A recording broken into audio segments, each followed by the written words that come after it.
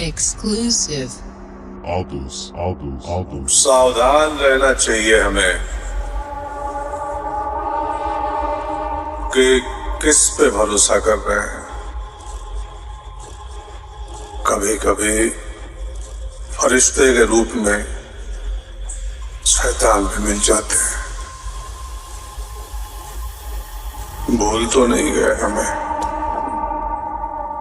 ये गति, ये परंपरा, ये सब कुछ हमने बनाई थी, अन्यथा आप सभी का कोई अस्तित्व नहीं होता।